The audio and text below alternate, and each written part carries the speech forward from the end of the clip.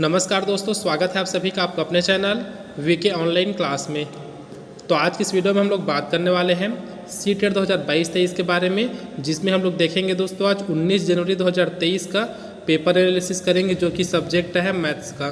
तो दोस्तों ये 19 जनवरी का है, और अगर अभी तक आप लोगों ने 18 और 17 का नहीं देखा है तो इसी वीडियो के डिस्क्रिप्शन बॉक्स में दोनों वीडियो का लिंक दिए है, आप वहां से जाकर के देख सकते हैं और मैच कर सकते हैं कि कौन कौन टॉपिक से बार बार क्वेश्चन पूछा जा रहा है। तो दोस्तों बिना देरी के वीडियो को स्टार्ट करते हैं और देखते जाते हैं प्रश्नों को। तो एक प्रश्न था दोस्तों, प्रथम 10 अभाज्य संख्याओं का औसत क्या होगा। ठीक है दोस्तों, सबसे पहला भाज्य संख्या क्या होता है उसको जानते हैं। तो कोई ऐसा संख्या या फिर ऐसा नंबर जो कि स्वयं और एक को छोड़कर किसी और संख्या से भाग नहीं जाता, उसको अभाज्य संख्या कहते हैं। तो यहाँ पर क्या हो जाएगा दोस्तों, प्रथम जो 10 अभाज्य संख्या है वो हो जाएगा 2, 3, 5, 7, 11, 13, 17, 19, 23 और 29। तो ये क्या है दोस्तों, प्रथम 10 अभाज्य संख्याएं हैं। तो इनका हमको औसत करना था। तो देख लेते हैं, इसका जब योग करेंगे तो ये हमको मिलेगा दोस्तों 129। अब हमको पता है कि हम लोग औसत कैसे निकालते हैं। तो जितना भी संख्या रहता है उसको सबको जोड़ने के बाद संख्याओं के नंबर से डिवाइड कर दे। टोटल 10 संख्या है, तो 10 अगर हम लोग इसको डिवाइड कर दें तो हमको क्या मिलेगा दोस्तों, 12.9 मिलेगा, जो इसका आंसर हो जाएगा, जो कि दिया है तीसरे ऑप्शन में। अगला प्रश्न देखते हैं। प्रश्न है दोस्तों, 1 से 100 तक की अभाज्य संख्याएं कौन सी है। तो कौन सी ना होकर के दोस्तों 1 से 100 तक की अभाज्य संख्याओं की संख्या कितनी है ये पूछा गया था। तो यहाँ कितनी होती है दोस्तों, 1 से लेकर के जो 100 तक की अंक है उनमें जो अभाज्य संख्या उनकी जो संख्या है वो है 25 होती है। अगला प्रश्न है,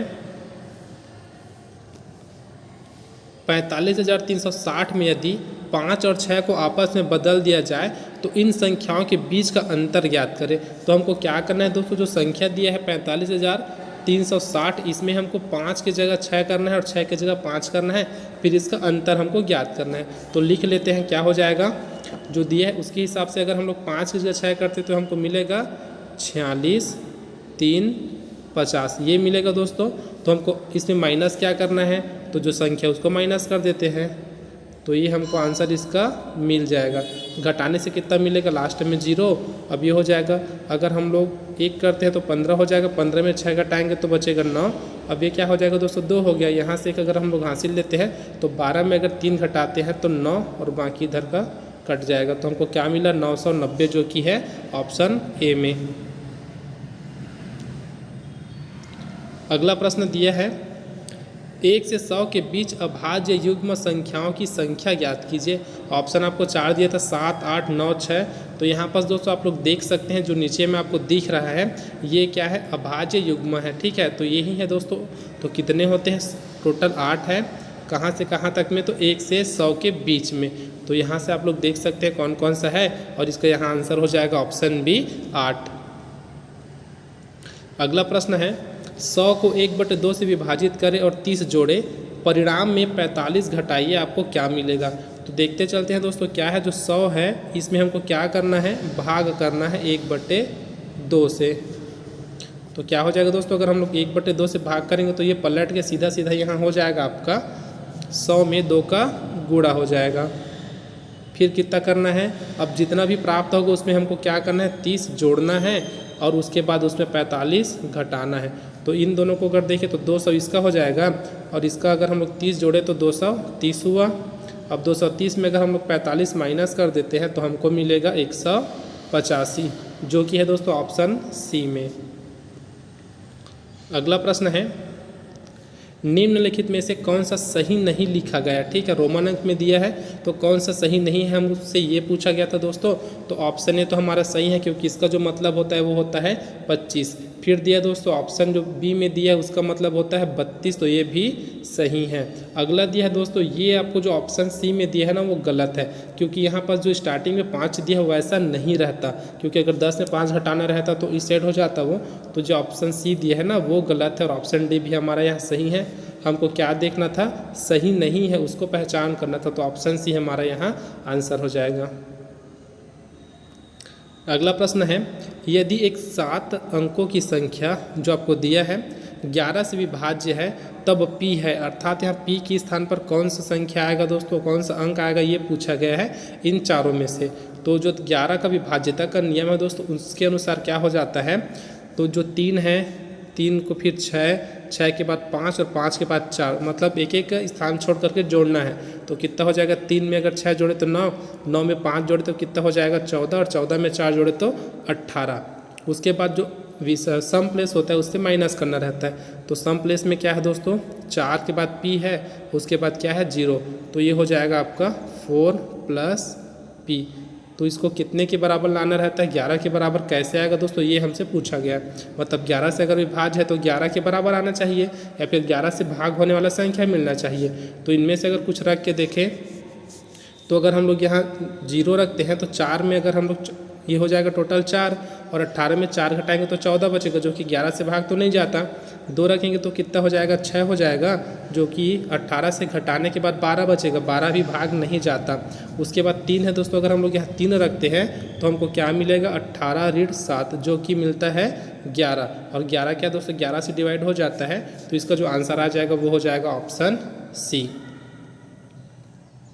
अगला है, प्रथम 10 प्राकृत संख्याओं का माध्य पूछा है। ठीक है, तो ये दोस्तों आपको जो पहला प्रश्न था वो, और ये दोनों में से एक आया था, तो दोनों को हम लोग बना दिए, हमको क्लियर नहीं था कि कौन आया है करके। तो प्रथम 10 प्राकृत संख्याओं का माध्य पूछा है। तो सबसे पहले आपको क्या करना है दोस्तों, जितने भी प्राकृत संख्या है प्रथम 10 उनको ऐड करना है, फिर उसको 10 से डिवाइड करने के बाद आपको आंसर मिल जाएगा। तो सभी को पता है अगर हम लोग 1 से 10 तक को जोड़ते हैं तो हमको कितना मिलता है, 55 मिलता है, और 10 से अगर हम लोग डिवाइड करें तो हमको मिलेगा 5.5, ये मिलेगा दोस्तों। तो ऑप्शन डी हमारा यहाँ सही हो जाएगा। माध्य पूछा है, मतलब कुछ इस प्रकार से होता है, हम लोग जैसे लिखते जाएंगे दोस्तों, तो 4 के बाद हमको 5 मिलेगा, 5 के बाद 6 मिलेगा, फिर साथ ऐसे मिलता है, 1 से लेकर के स्टार्ट होता है, यहाँ 10 तक जाएगा। तो जो सेंटर में आएगा वो कितना आएगा, इन दोनों के बीच में ही आएगा ना, अर्थात 5.5 ही आएगा, वही इसका माध्य होता है। तो इसका हमारा आंसर है दोस्तों ऑप्शन डी। अगला प्रश्न है, एक त्रिभुजाकार पिरामिड में किनारों की संख्या होती है, तो कितने किनारे होते हैं दोस्तों उसमें, तो इसका जो आंसर है वो हो जाएगा ऑप्शन सी, अर्थात उसमें 6 किनारे होते हैं। अगला प्रश्न दिया है, प्रश्न है दोस्तों, एक आयताकार भूखंड की लंबाई 16 मीटर और चौड़ाई 9 मीटर है, एक अन्य वर्गाकार प्लॉट का क्षेत्रफल समान है। तो देखिए दोस्तों आकृति क्या दी है, सबसे पहले आप उसको पहचानिए। यहाँ पास हमको दिया आयताकार दिया है, मतलब आयत दिया है, उसके बाद दिया एक वर्गाकार मतलब वर्ग दिया है। ज्ञात क्या करना है, नए प्लॉट का परिमाप। तो नया प्लॉट कौन सा है दोस्तों, जो वर्गाकार है ना, उसका हमको परिमाप ज्ञात करना है, ये हमसे पूछा गया है। तो प्रश्न को अच्छे से पढ़िए आप लोग, एक बार नहीं तो 2 बार पढ़े, ताकि समझ में आना चाहिए कि हमको ज्ञात क्या करना है। तो लिखते चलते हैं, एक आयताकार भूखंड की जो लंबाई है 16 मीटर, तो ये होता है दोस्तों आयताकार जो भूखंड है, तो यहाँ से आपका हो जाएगा 16 मीटर, और इसका जो चौड़ाई है वो क्या है 9 मीटर। ठीक है, ये हमको दिया है। अब उसके बाद अगर हम लोग इसका एरिया निकालते हैं, क्षेत्रफल निकालते हैं, तो क्षेत्रफल क्या होता है, जो आयत का क्षेत्रफल होता है वो होता है लंबाई गुणित चौड़ाई। तो कितना हो जाएगा, दोनों का आपस में मल्टीप्लाई कर देंगे, तो 16 नहीं होता 144, और मीटर का मीटर स्क्वायर। तो इसको याद रखते हैं दोस्तों, कितना हो गया, हमको जो क्षेत्रफल मिला है वो कितना मिला है 144 मीटर स्क्वायर। अब उसके बाद बोला क्या गया है, वर्गाकार प्लॉट का क्षेत्रफल समान है, मतलब जो वर्गाकार हमको दिया है इसका जो क्षेत्रफल होता है वो होता है ए स्क्वायर, और ए स्क्वायर किसके समान है बोला है, तो जो हमको 144 मीटर स्क्वायर मिला है ना, इसी के बराबर है। तो यहाँ से अगर हम लोग ए का मान निकालें तो हमको मिलेगा 12 मीटर। अब अगला क्या है दोस्तों, ये जो होता है अर्थात जो वर्ग होता है उनमें जो सभी भुजाएं होती है वो बराबर होता है। ठीक है, यहाँ ये वाला भुजा, ये वाला और ये वाला, तो जब एक भुजा का मान 12 है तो सभी भुजाओं का मान भी 12 होगा। तो हमको जब परिमाप ज्ञात करना है किसी आयत का, और जिसका भुजा कितना है 12 है, तो ये भी 12 है, ये भी 12 हो जाएगा, और ये भी 12। तो इसका जो परिमाप हो जाएगा, परिमाप का अर्थ होता है दोस्तों जो बाउंड्री दिया है ना, इसकी टोटल लंबाई कितनी है, टोटल लेंथ कितनी है, ये होता है परिमाप। तो यहाँ से 12, यहाँ से 12, यहाँ से 12, यहाँ से, मतलब 4 टाइम 12 है, तो 12 चौक 48, अर्थात ऑप्शन डी हमारा यहाँ सही है। अगला प्रश्न है, 130 अंश का समपूरक कोण होता है। तो क्या होता है दोस्तों 130 अंश का समपूरक कोण? जैसे ये है दोस्तों 180 अंश का कोण बनाता है यहाँ पर। तो अगर हम लोग इसको कुछ इस प्रकार से डिवाइड कर दें, इधर लिख देते हैं 130 और इधर लिख देते हैं 50, तो दोनों को मिलाकर के कितना हो गया 180 हो जाता है।